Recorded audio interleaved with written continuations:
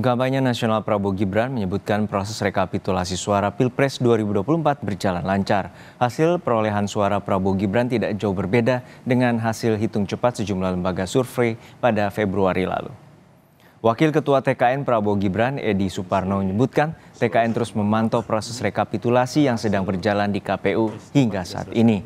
Menurutnya, hasil Pilpres saat ini sesuai dengan penghitungan cepat lembaga survei, media maupun penghitungan internal PAN. TKN Prabowo Gibran meminta semua pihak sama-sama menunggu hasil penghitungan resmi Rabu 20 Maret besok. Kami selama ini mencermati proses rekapitulasi suara yang ada di KPU RI terkait hasil pemilihan Presiden tahun 2024 dan kami menganggap proses ini berjalan dengan cukup baik, cukup lancar. Kami melihat bahwa perolehan suara Pak Prabowo dan Mas Gibran tidak jauh dari hasil quick count yang dilakukan oleh berbagai lembaga survei dan media, termasuk juga hasil perhitungan kami di internal DPP Partai Amanat Nasional. Kami mensyukuri bahwa pemilu berjalan dengan lancar, tanpa ada gangguan, tanpa ada dinamika yang besar, sehingga kita sudah bisa menuntaskan hasil perhitungan suara di Pilpres ini, insya Allah hari Rabu yang akan datang, tanggal 20 Maret.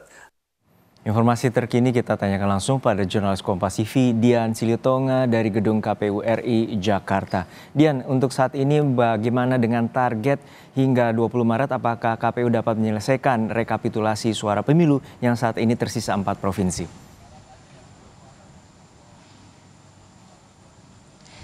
Ya, ditargetkan memang akan selesai sesuai dengan tenggat waktu Juno tanggal 20 Maret 2024 besok. Tapi pada prinsipnya jika proses rekapitulasi 38 provinsi ini seluruhnya sudah rampung, maka akan langsung dilakukan penetapan pemilu. Nah, hal ini mengacu pada prinsip efektif dan juga efisien yang disinggung oleh amanat konstitusi terkait dengan penyelenggaraan pemilu.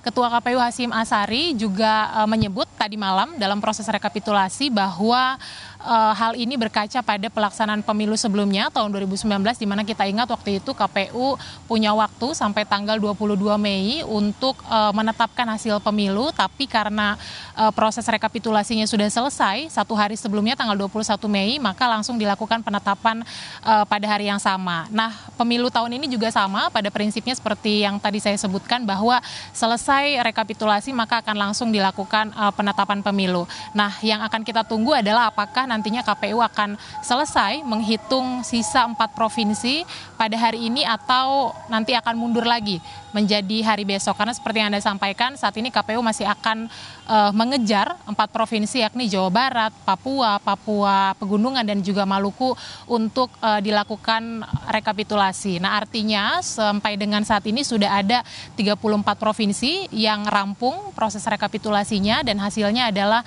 pasangan calon nomor urut 2 Prabowo Gibran unggul di 32 provinsi dan juga memperoleh suara terbanyak di pemungutan suara luar negeri disusul dengan pasangan nomor urut 1 Anies Muhaimin yang kemudian unggul di 2 provinsi, sementara pasangan calon nomor urut 3 Ganjar Mahfud sampai dengan saat ini belum unggul di provinsi manapun. Nah, untuk hari ini Juno informasinya yang akan pertama kali dijadwalkan melakukan rekapitulasi adalah Provinsi Jawa Barat. Kita akan cermati bersama mengingat Jawa Barat juga memiliki paling banyak atau salah satu daerah yang memiliki banyak daerah pemilihan.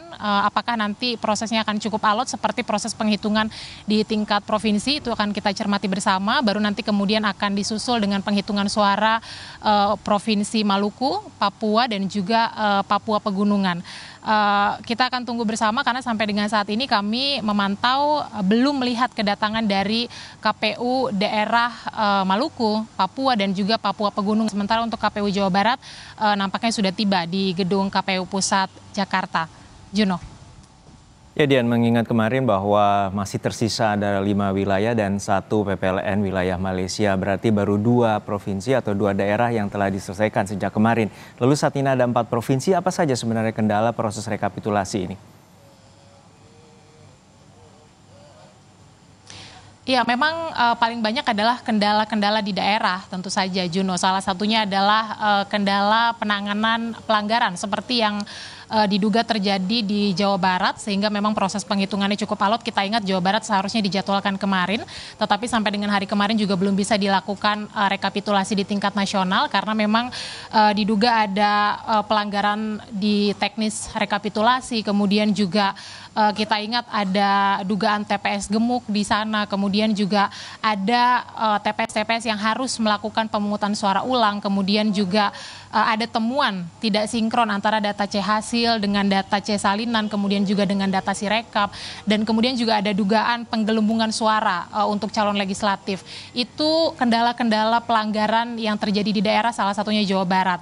Nah, selebihnya ini juga ada kendala teknis, misalnya beberapa daerah yang tidak bisa menyanggupi tiba di Jakarta atau di KPU Pusat sesuai dengan hari yang dijadwalkan. Misalnya Provinsi Maluku, Papua, dan juga Papua Pegunungan yang mestinya dijadwalkan tiba pada kemarin malam, tapi sampai dengan hari ini juga belum tiba di gedung KPU Jakarta Pusat.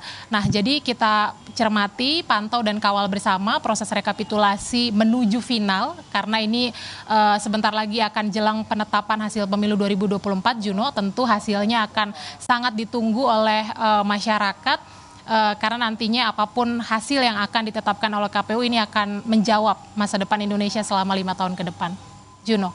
Baik, kita nantikan tenggat waktu 2 hari lagi hingga 20 Maret sesuai dengan amanat dari Undang-Undang Pemilu terkait dengan pelaksanaan Pemilu 2024. Terima kasih jurnalis Kompas TV Dian Silitonga dari Gedung KPU RI Jakarta.